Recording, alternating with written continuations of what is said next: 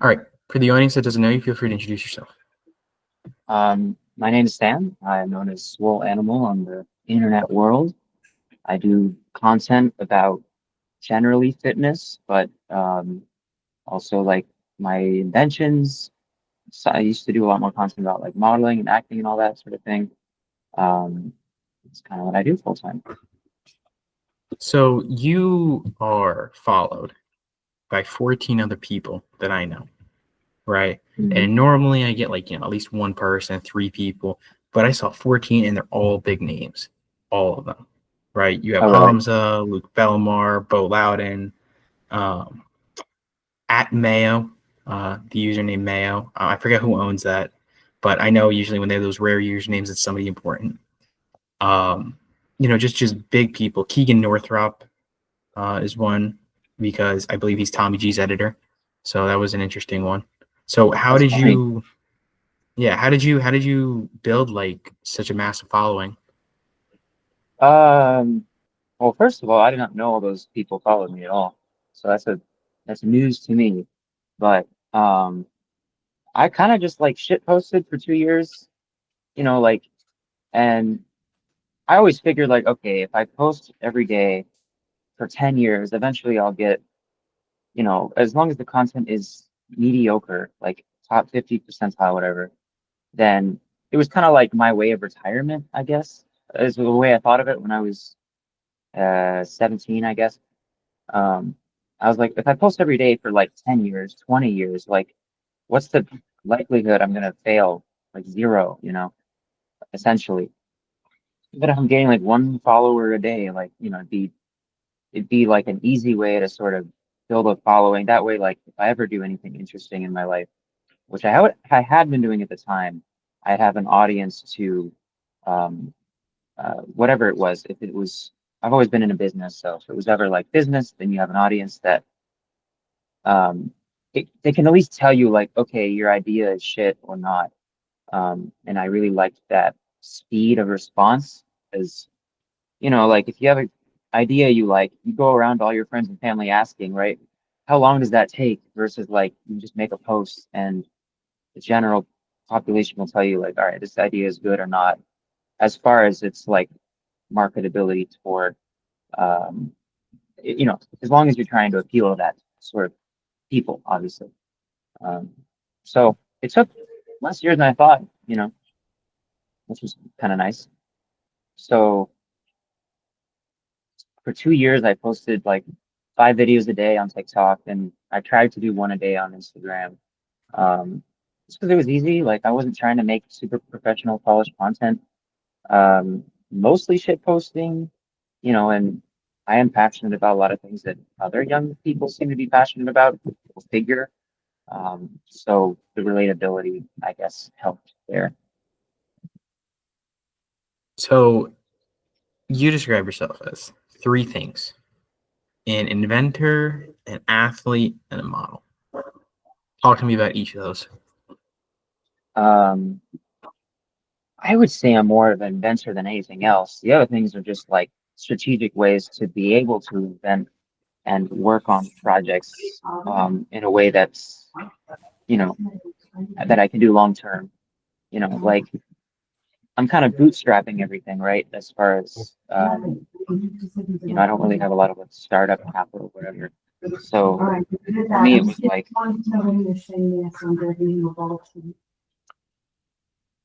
trying to come up with a way to sort of be able to do that long term. So modeling was kind of a way to do that because an agent contacted me and it was really a good model. Um, and so I did that. Um, that's pretty much that. Like all these sort of things are strategies toward being able to be an inventor long term because it's expensive to create new stuff, and most of the time it fails. Right. So you seem to have like kind of an emphasis on failure or lack thereof, and like succeeding, like failing upwards, right? If I had to like kind of like summarize what you're talking about in both inventing and Instagram, your approach to success is one of brute force, which is failing upwards, failing until you succeed. Were you always like that? Was that always your approach to success? Um, I'd say so. Like in high school, I never really wanted to like I never cared for doing well in a class. I kind of just took as many classes as I could. And then I would like, you know, get really crappy grades in most of them because I just wanted to like I didn't really care about the number. It was just like I would just want to get exposure to learning, you know. Um, so I don't know. I suppose I've always been that way a little bit. Uh, I don't know. Like I don't really failure. It's it's kind of arbitrary, you know, the definition of failure. So to me, it's not really failure necessarily. It's just more action, right? So if amount of action equals like more success on average, then I don't really see it as failure. It's just you're doing, you know. Um, and of course, you know, you can obviously work smarter and whatever, but to be able to work smarter, you have to work more first and then learn where the hell you can cut fat, right? So, um, yeah, like I don't try and like do an insane amount of research on whatever I do because I used to do that and I never found it to be that helpful. Um, so my approach these days is the latter. So, I mean that I may think completely differently, you know, 3 years from now or whatever, but at least right now, especially given I don't have starting resources, nor at least I didn't have starting resources, nor did I have um, an array of connections to be able to get advice that was sound. Um, so I had to do it by force. It came more out of necessity. Because I mean, that's gonna be most people too. Like, if unless you're a super good networker, like if somebody isn't where you want to go, you shouldn't listen to them. Like that's generally. So you're gonna have to brute force it most likely, unless somebody's being real nice, real helpful for no reason, you know, which is rare. So the next conversation I'm going to have is a little bit about money, right? How are you making your money? Because, I've heard, maybe I was just looking through your page, before this too, and I saw you have school.com Hmm. profile, and, I estimated you're making like, because the members are public. So you have like 173 members, almost 200 members, $5 a month each. That's almost like $1,000 a month, right? It's usually Yeah. not livable. So No. how do you make your how do your what are your sources of income here? Most of my income comes from my shop.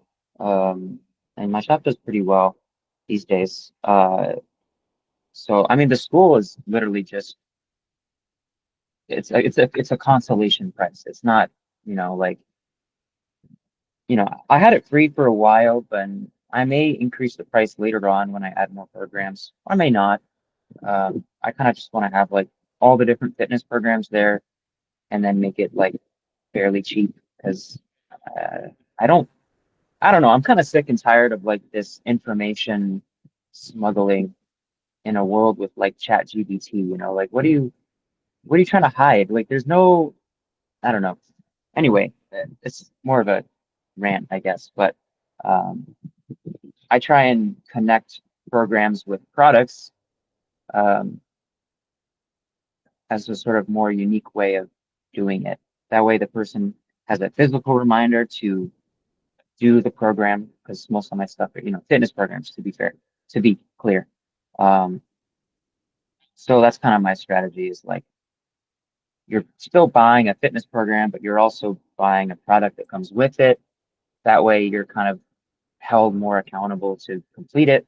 And then when you complete the program, you feel, at least the goal is that the person feels like they actually did something and not like, oh, great, another cookie cutter program from some random like, you know, person on the internet, which I don't follow. And I bought for $30 just so I can feel good for 2 hours and then, you know, the next day do the same thing. Right. Um, my shop does pretty good right now. Like I think it last month I did like 50K. Um, so that was nice. Like that was my best month so far. But most of that money goes back into the business. Um, Pretty much, I think it's like 96 or 97% went back into like trying to create new products and do new things because creating new stuff is incredibly expensive. Like I live very minimally, like I'm in like a, like a studio apartment. Um, and my only expensive thing is food, because I have autoimmune issues, so I have to eat a lot of meat, which can be pricey. But yeah, so all that other money goes towards creating new bullshit. So I was looking at your shop too, right? Mhm. And you're selling primarily health and fitness products, effectively. Yeah, yeah, mostly. So what does your process look like for creating that? Like, how are you inventing, right? Because like not to be like, I don't want to be like reductive or rude, but it's like, I feel like there's only so much more health products that like Mhm. organic health products that can be invented, right? Like most of it's already out there.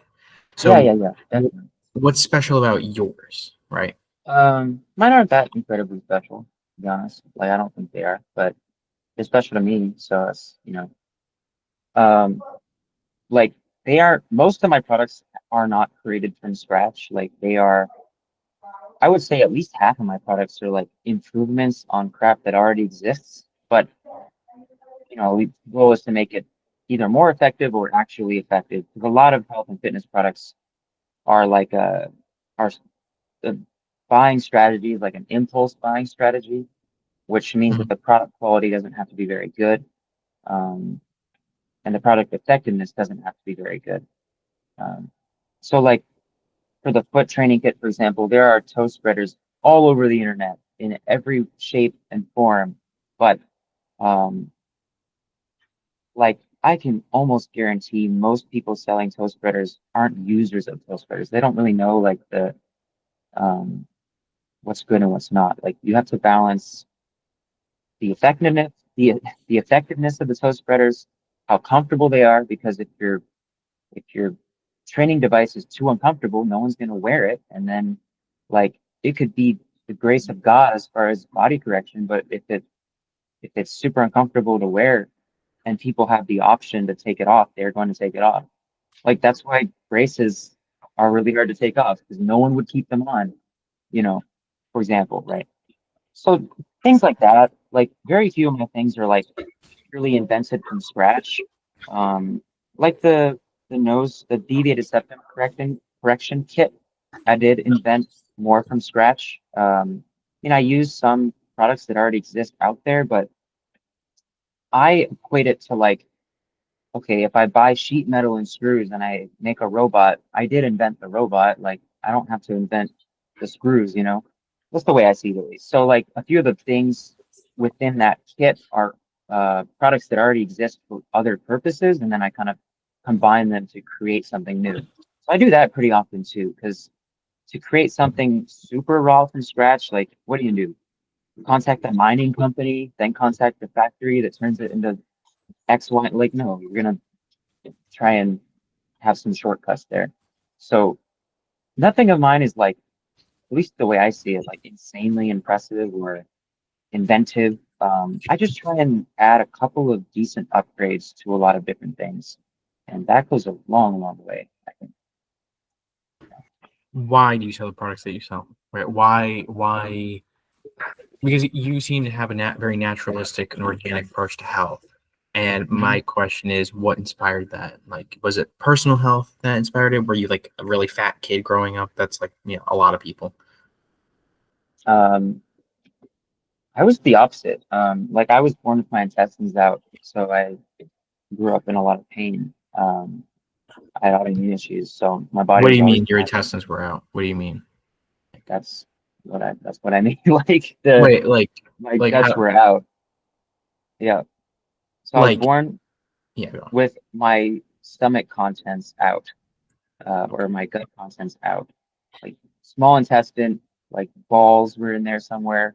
Like there's a pile, mess. Just so, and they had absorbed a bunch of embryonic fluid, so my mother had to keep getting embryonic fluid injected with like pencil-sized needles every 6 weeks, because the intestines were absorbing the fluid, right?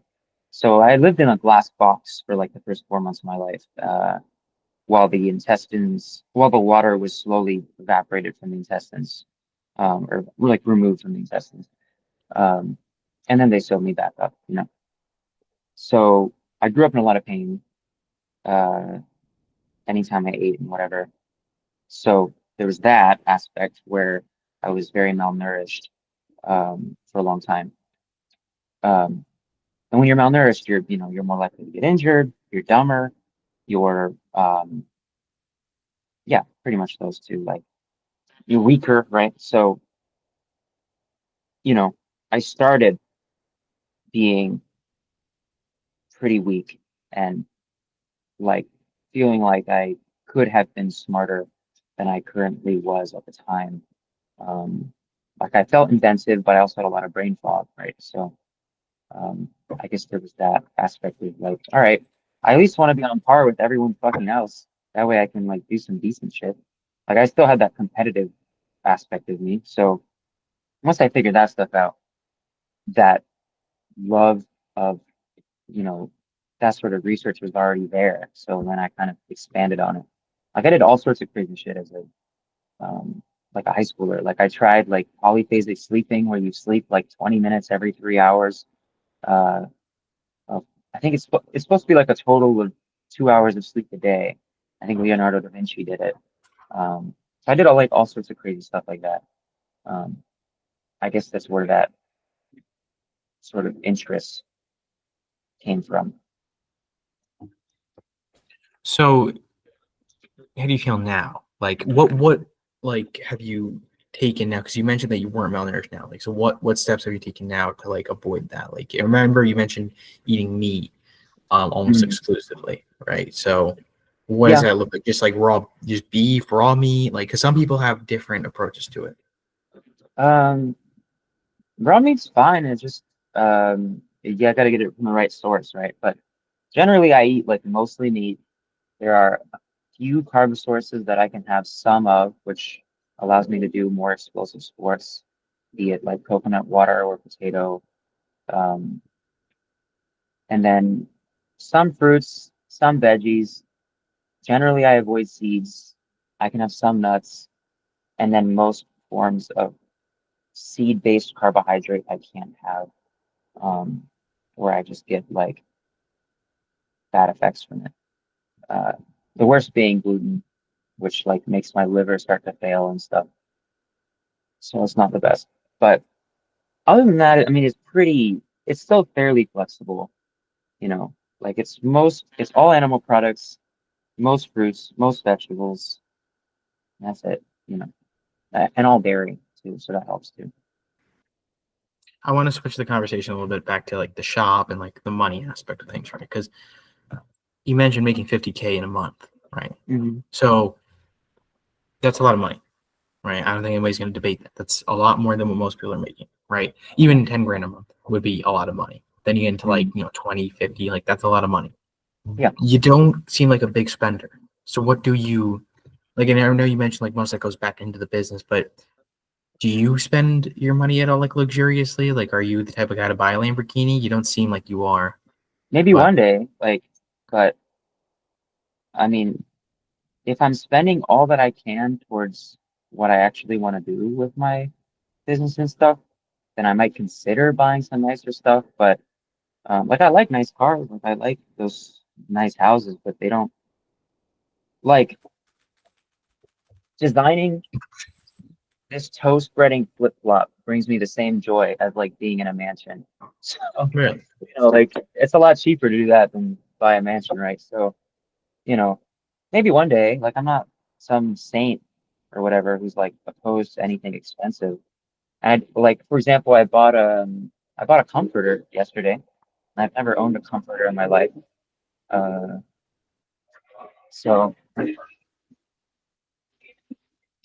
yeah, like I buy a couple nice things that I think will actually improve quality of life. But like when I lived in Florida, a couple years ago, I like ate coconuts and fish for my food, and I didn't own any furniture. I slept in a hammock in my like I had this little place. I had like a hammock. I slept in the backyard, and then the actual place itself was just like a concrete box. I was just as happy as I am now. So, Well, I guess my other sorry, I got a text. I was just going to say, there's a lot of aspects that go into health, like, mental, physical, spiritual. And I do want to ask, where do you stand spiritually? Are you like religious at all? Like, I don't, I don't know where you stand. Like, I'm just curious because you seem like a very deep thinker.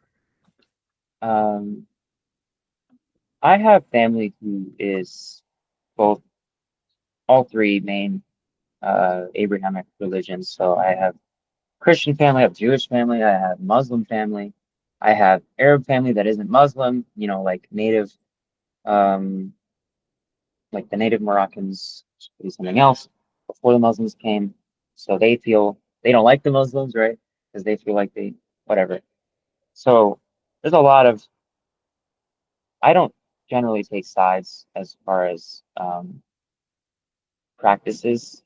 Um, and those three religions tend to be a little bit more dogmatic as far as their belief system than the average religion generally. So um, yeah, like I think there's something more in the world, yes, but also I don't have the time nor priority to make spirituality something I'm interested in right now.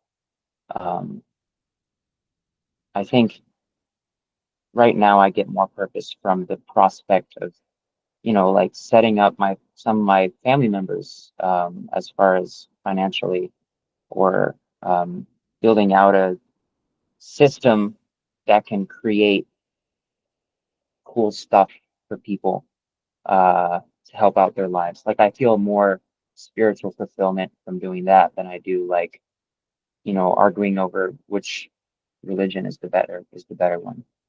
That's just the way I see it. So you view religion in this thing as like politics, in the sense that it can be highly divisive and it's not something that you can necessarily change or influence, and therefore you shouldn't really think about it all too much, right? Like, there's only so much you can do about it, and like that's the way that like I'm getting it from you, because that's like the way I Yeah. think about like world problems. hmm I'd say so. And with religion, it's not even like here's a problem I can't control. It's like people have these beliefs. Who am I? Who the hell am I to say they should or shouldn't have those beliefs, right? Like at least with the world problem, it's like, okay, you know, X number of millions of people are starving and hungry. I can give them food, versus like, you know, again, who am I to say what you should and shouldn't believe in, whatever. Um, Especially with like, each human being has such a limited amount of life experience.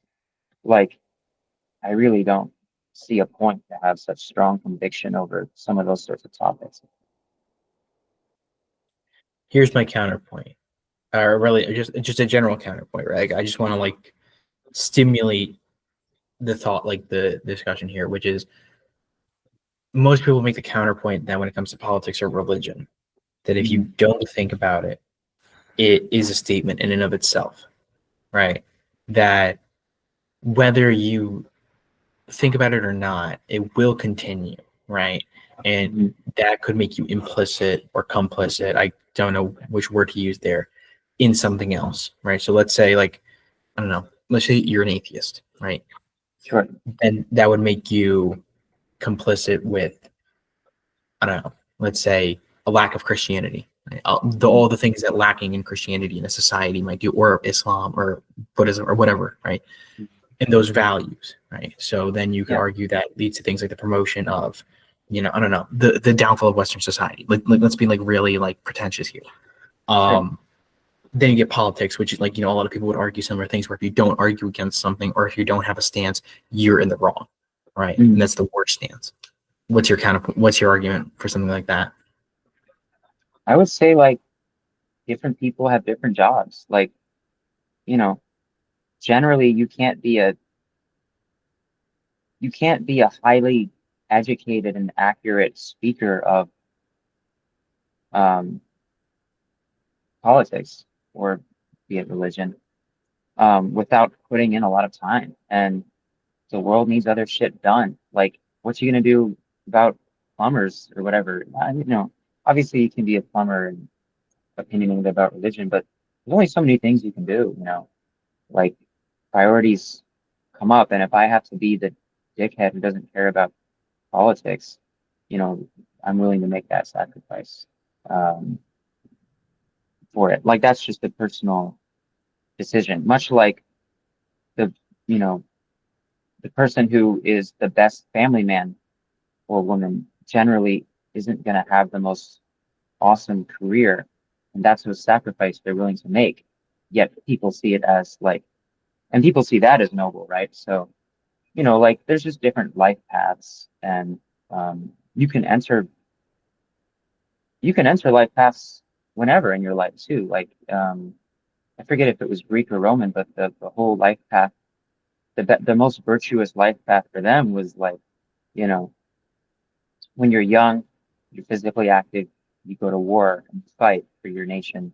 And then when you're a little older, you do family stuff and you help the nation progress as far as, keeping population good, teaching the younger generation. And then when you're old, you get into politics because you have the experience in both of those sort of aspects to be able to um, speak from within instead of just like some random amalgamation of all the crap you hear, especially these days where like you're listening to X, Y, and Z podcasts, and your opinion, whether you like it or not, is made up of biased content. And that's okay, but you should also have some life experience that you can interject in there um, to have some comparison. At least that's kind of how I think. Um, so I mean, I'm Moroccan, right? Moroccan guys, very, very political, So I'm going to get into it eventually, probably. Like there's a very strong magnetic pull towards influencing or having an opinion on the way things are structured. Uh, but for now, I think my time is best served building up that experience. I don't think I So said I that guess, correctly, but you get what I'm trying to say. yeah, I do understand. Yeah. So my next, because the reason I'm asking that question is actually kind of a funny reason. I'll tell you after the show. Sure. Yeah, no, I guess I can tell it now. No. I will stay on track and I will ask you after the show. We're going to talk about it after the show. You better remember though. I'll probably forget. But remind me if I did. I was going to say, so what's your approach to thinking and productivity, right? Because you seem like somebody very productive. How old are you? I was going to ask this too. I just turned 22, like in beginning of April. Okay, so how old do you think I am? Come a little closer to the camera. Let me see. Any fine wrinkles? And I can't tell if you're like 18 or 24. 23? You're Maybe? 18. You were right with 18. Really? Okay. Yeah. A lot of people say that I'm like 24 with a baby face, but I'm 18. Hmm. Um, no, so I was You gonna speak ask. well. Thank you. I appreciate that. Yeah, I was gonna say, so what's your approach to productivity and in terms of like how do you approach, getting things done? Because I feel like there's two things that people Mhm. fail to do when it comes to getting things done. They either don't know what they're doing and therefore they never try to learn what they're supposed to be doing and therefore they never end up trying. Mhm. Or B, which is the much more common option, they know exactly what they have to do, but they put it off and put it off and put it off. Right? What's your approach to productivity and getting things done? Productivity productivity becomes so much easier when you have a why. So generating a why is so helpful. Like I don't need to have good brain chemistry. I don't need to meditate. I don't need to sleep. I don't need to do jack shit because I have a good why, right? Right. Um, like I don't need to be motivated. I don't need to be disciplined. When you have a strong enough why, you don't need any of that. You just have innate ability, which I think is very cool. Like I used to be a big motivation whore, where it was like, oh God, I need motivation. Let me listen to like X, Y, and Z person to tell me I'm a David scumbag, Goggins, yeah. whatever it is, like, or the opposite where you're like, oh my God, I'm amazing. Let me rub my nipples while I, hype myself up to like finish this essay Right. or whatever. Um, I think generating a why is very important. Like, if you don't have a why, then why are you alive, right? That's I don't actually think that, but that sort of thought comes up when you don't have a why. At least it does for me. Like I become nihilistic very quickly, so generally having a why was very important. Um, so you know, obviously, yes, sleep is important. Yes, mental health is important. You know, having a low um, emotional load to bear is important if you're trying to be maximally productive. Having enough time to like um, learn slash, I guess, conjure up what you're going toward is also important. Like, if you're just going for money, like, cool, but have that as a goal in the forefront of your mind, right? You know, like, I don't really believe in, I think any goal that you want, you can go toward. You don't have to be like, well, if you want money, you got to bring value. It's like, okay, you know, there's plenty of things that don't bring a lot of value that generate a lot of money, in my opinion, anyway. And you can like gaslight yourself into thinking like this is value, but no, it's not. Come on, you know, that's just the way I think. Um, you know, like if people want to spend money on something, they spend money on something. It's that simple. And you know, like if you want the argument against, you know, being a scammer or whatever, like long-term money is a lot more profitable than short-term money. So there's no reason to scam because um, then you're losing out on all that long-term. You're like looking at a square versus a cube, right? Like that long term, you're in that third dimension of time. So it's so much easier to attain volume via traveling within that third dimension of like trust, right? So, um, yeah. Productivity wise, it's really hard as a teenager, to be honest. Like, I was never that motivated. My discipline was pretty shit as a teenager. I know a lot of teens like kind of watch this sort of discipline type thing, and you notice like most adults don't, a lot of adults don't need that. They can just go off and do it because they need to. Like they have to pay their bills. They have to do X, Y, and Z. They have to have a family to take care of. If you're just doing it for yourself, it's generally a lot harder. And when you're a teenager, it's just yourself. Like at least hopefully you don't have a whole family, right? So like if you don't get a lot done per day, don't worry about it. Like it's hard. It's okay, you know, like if you can do one thing, even if it's like 10 minutes, that's worth like 10 times um, what it is worth for somebody 10 years down the line from you because you're starting so early. So, you know, give yourself that credit, you know, that anything you do now is like the unit of difficulty per thing you do is so much greater because you generally don't have a why. Um, and if you do have a why, it's usually for an unfortunate reason as a teenager. Like you have a why as a teenager? Oh my God, what are your parents doing drugs? Like it's usually something like that, right? You don't necessarily want to be in that situation. So, you know, yeah, I mean that's pretty much it. So one of my questions then is also like how so actually I guess you kind of answered that. I was gonna say about money, like how do you go about making like a good amount of money? Right. And how but I guess I can get more into it if you want. sure. Yeah. Um, so from the age of 13 to 2020, I worked 30 different jobs. Um, and what I've learned is like if you want to make money doing general work, upgrade your job often. Like when you're working a job, be applying for other jobs because then you have a lot more leverage.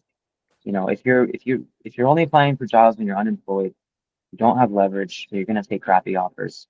But on Indeed, you can apply for like 100 jobs a day if you want, you know. Um, Right. you know, you can do like 20 jobs a day when you're working because you're working full time, whatever, right? And don't be afraid to take a 20% pay bump. Like a lot of people my age are only willing to, increase the quality of their life when it like doubles it. You can't do that. Like, I know that sounds crazy, but I know so many people, or at least, and I used to know so many people who, like when we all worked like shit jobs, whether it was like, low quality blue collar labor, that sort of thing. Like people didn't want to move jobs for a 20% base pay bump.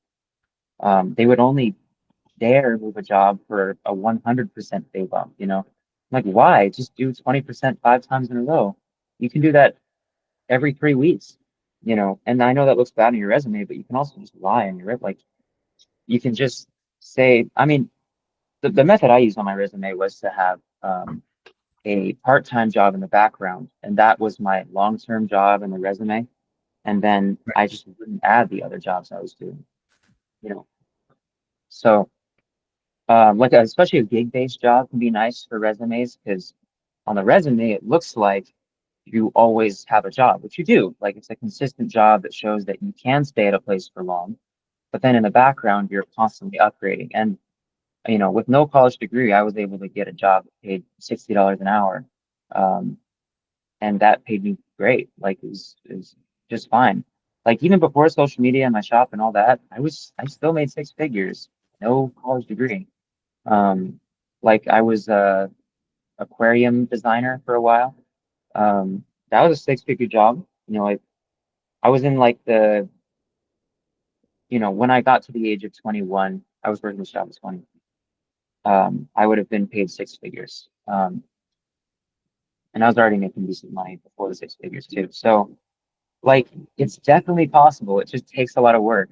And I think the skill of getting a job is super underutilized. People just take the first thing they get and then um and that's okay. You should do that. But then in the background you gotta be applying for jobs. At least that's what I think. As far as entrepreneurship, and I know so many people my age and younger and maybe a little older are interested in entrepreneurship and social media and all that sort of thing. That's something more to do in the background, in my opinion, and let it build up slow. Like um, I only make shorts for 15, 20 minutes a day. Um, and that, you know, if I wasn't busy packing orders, like um, it would only be 15 minutes of work a day to make 50K a month. It's nuts, right? Um, but that's after many, many years of like, it's like a locksmith, right? You spend many years learning, okay, like how does the algorithm work um, to make videos at least more likely to go viral, all that. It just takes time. So, and don't be too perfectionistic about it too. Like, your perfect is my 5% when you're starting out, right? At least in this context of where I've been doing this for a long time and you haven't.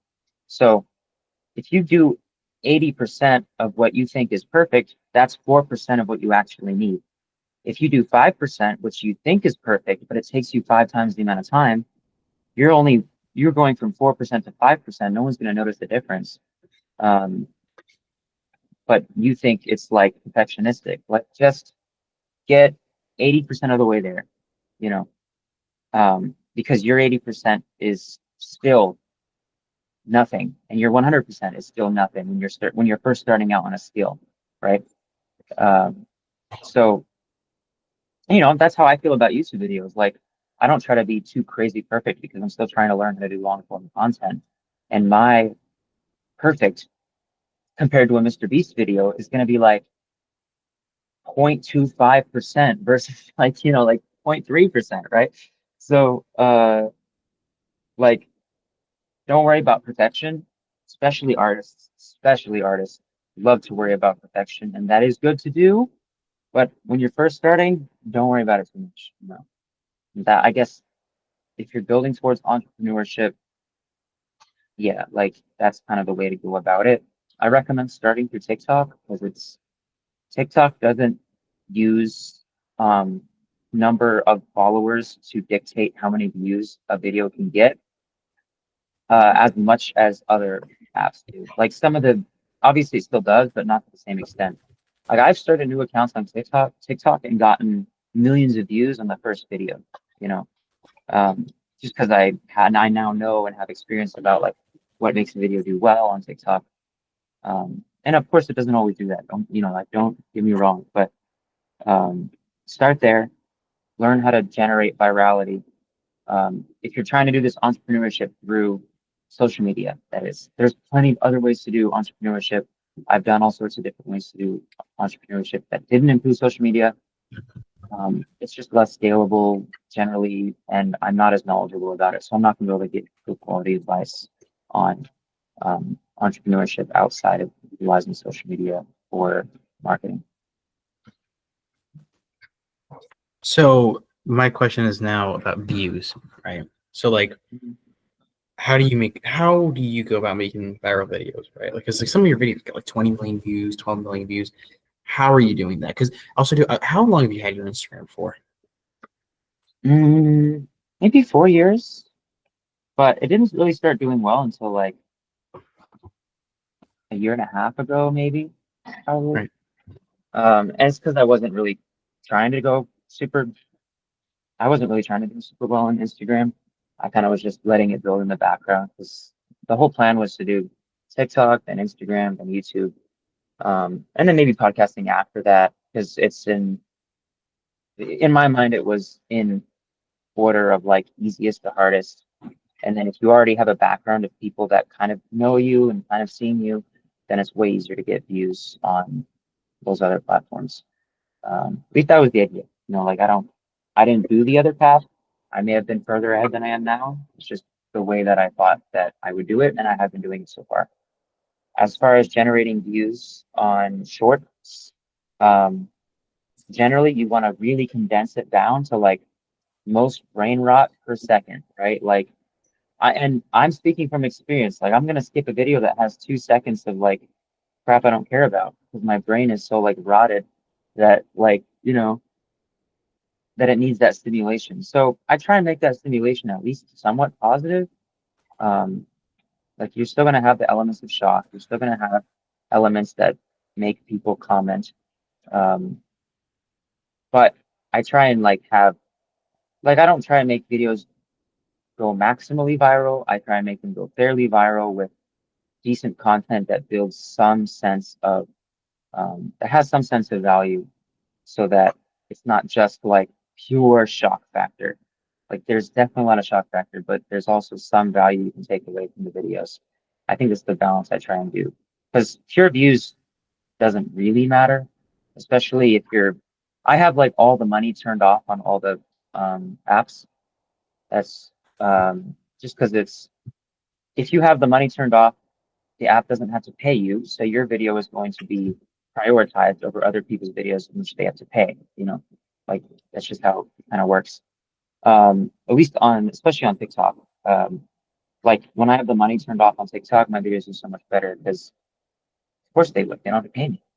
Like Right. they're making money off of me for free, so of course they're gonna show my video, like my low quality, like kind of ass video to people because I don't try super hard to make them like super polished, right? Um, So that's kind of the strategy I use, I guess. Um, yeah, like so if you have something you like and care about, start making videos on it. And if you have an eventual goal toward a type of business you want to do, start at that business too. Like don't try to generate maximal views around some completely separate topic, um, because the audience won't follow, right? Won't but they won't be interested. Like I've seen people with 5,000 followers generating like a couple million a year because they're so specific and so niche with the type of content they make. All the viewers are like maximally loyal, um, super high interest viewers, and so there's all sorts of different strategies too. Like I'm not the best strategist when it comes to social media. Um, I'm just going off of like my so far fairly limited experience.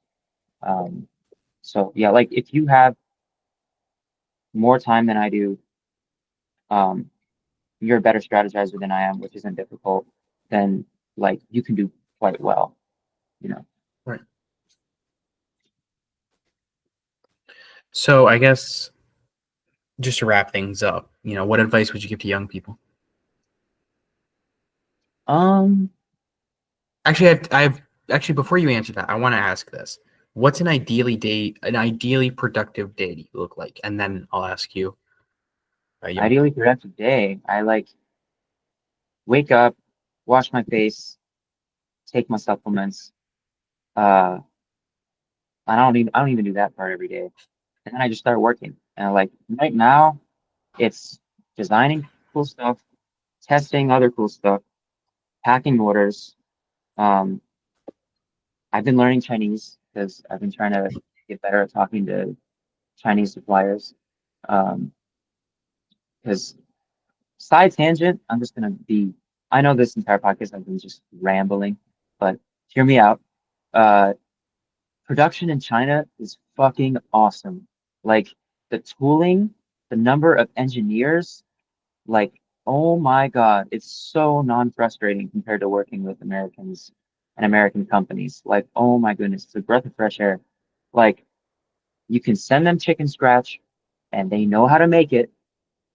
You're just like, hey, do you want money? They're like, yes. They're like, can you make this thing that's slightly related to your thing? Yes. Okay, here, right?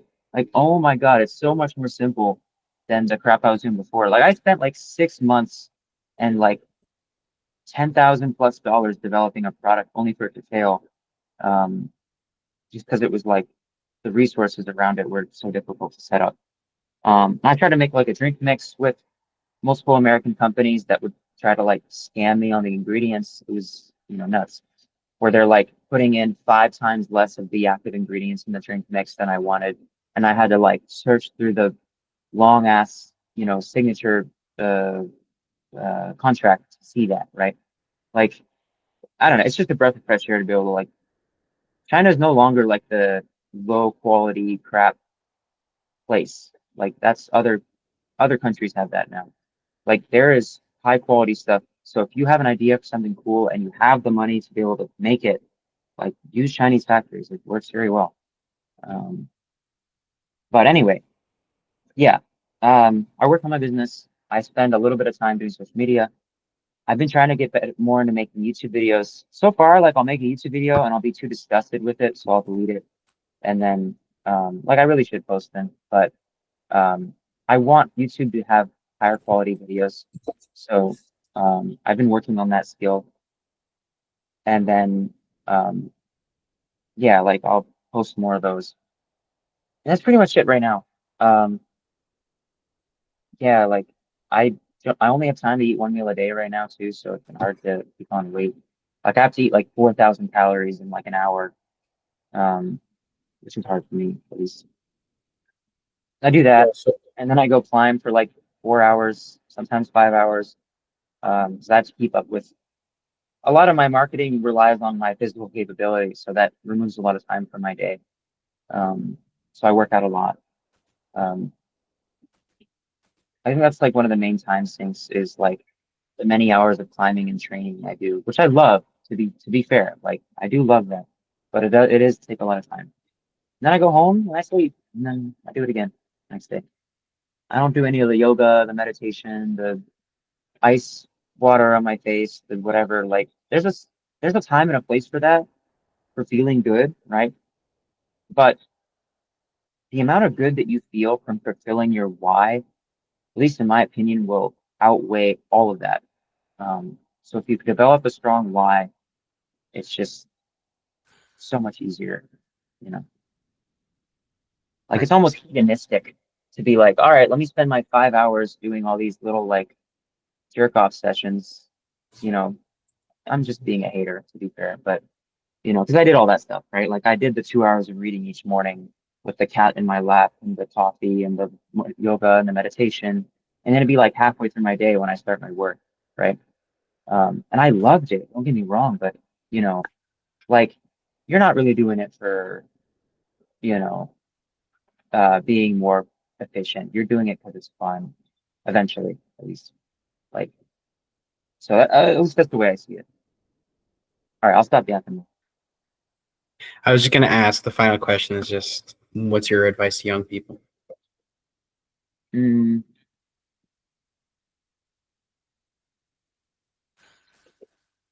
try and know what you want to do. Like there's such a sentiment of protectionism with young people. Like um, I think at least like, oh, you have so much time, you have so much time to try things out and you know explore all these different things. You do, like yes, you do. And a month is a long time when you're young, and it still feels like a long time for me. But I know eventually a month won't feel long. I know eventually a year won't feel long, right? So don't necessarily like have an anxiety attack over it, but like try and have a little bit of a path of what the hell you want to do. Like you get this one life to be here, maybe 80 years, maybe more, but maybe less, right? So you only get like it's like being a batter. You get three strikes and you're out. If you want to do big things, this is if you want to do big things. Like if you want to be the best at something. A lot of people these days strive for excellence. At least in the echo chambers I'm in. I don't know about all the different echo chambers, but the echo chambers I'm in make me believe that everyone is striving for excellence. And even if that's wrong, I'm striving for excellence. So it gives me a sense of competition. Um, like you get three or four big swings, toward really, really big things. Um, and it shouldn't be like, okay, I want to build this massive empire. Here's the steps of how to do it. But you want to start building toward a direction. Like I'm in the direction of physical, mental, human improvement. There are so many different paths I can do with that. So it still allows for a lot of flexibility. Like, don't get me wrong, you don't have to choose your life path you're going to do and you're trapped in that like a prisoner. But like, generally, my stairs are going up toward a place that I want to be, right? And that might be toward um, a more like transhumanistic, I think it's called, style of living, where it's like, biohacking technology. It might be toward like a more you know, naturalistic sort of thing. Either of those is fine with me as long as the average person is, as long as because I'm alive, the average person is feeling um, and doing better day to day. Like, you know, because of the way I was born, I think the reason, like, the fact that I'm here is um, special and unique, and I should do something with it. Like, you know, um, I could have just like died on the spot and tried again in the next life. Who knows, right?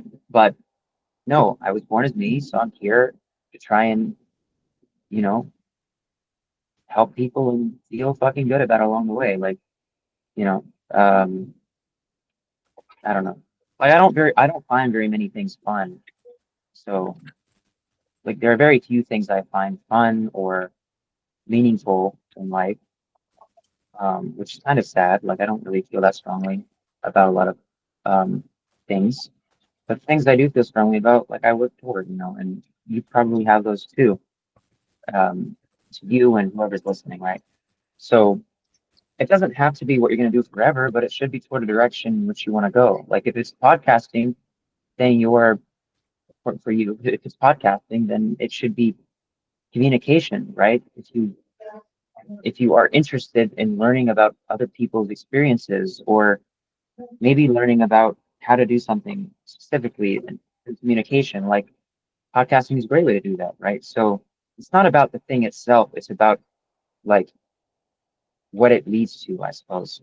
Like if you're selling cars, your job isn't selling, your life path isn't selling cars. It's learning how to communicate with people and learning how to get good deals on shit and learning how to, like, for example, career-wise, you know, obviously there's other paths too, like with, family or friends or um, whatever it is, or if it's a more altruistic thing. So try and think a little outside the box of what what does it mean to do what you're doing? Like because you're doing this podcast right now, does it mean you're just sitting here listening? Sure, but what does it mean outside of that? Like you're learning, I don't know, whatever it is that you take away from what you do, right? I'm not in your body. Right. Um, Anyway, yeah, I suppose there's only a couple different directions you can go in life. Like, and you're gonna get like 3 or 4 solid pivots if you really want. Um, so choose one, start going towards it. You can always pivot later. And generally, the better you get at something, the better you're gonna feel about it, and the more passionate you're gonna feel about it. So don't worry about passion right now. Like being good at something is fucking awesome. Like, trust me, you know, if you're better at something than most other people and other people can find value from that, especially for men, like, damn, that feels good, you know? Um, Even if it's something super dumb and simple, like laying down tile, whatever. Um, I don't know, like I did lots of blue collar stuff.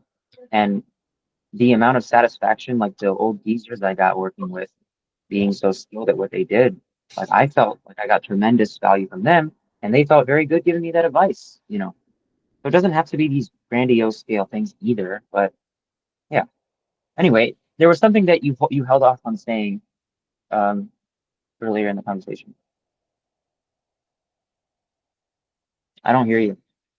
I was gonna say that after sorry, I had my mic muted. I was gonna say that after I stopped the recording, we'll talk a little bit after the show. It's nothing that crazy. It was just something I don't want to say here. Oh, Uh okay. yeah. But I appreciate you coming on. Any final words to the audience? Final words to the audience. Um, Listen to it twice, you know. Thank you. Boost my I viewership. ramble a lot. I ramble a lot. There's a lot of like I hope there's a lot of decent little nuggets in there. And um I go through a myriad of different topics very quickly, and to some I can sound kind of aloof and dumb. So maybe listen to it twice if you didn't extract anything, and that'll boost his viewership too. So Thank you. you I know. appreciate that. That means a lot. Thank you. All right. I'll stop the recording. All right. In 3, 2,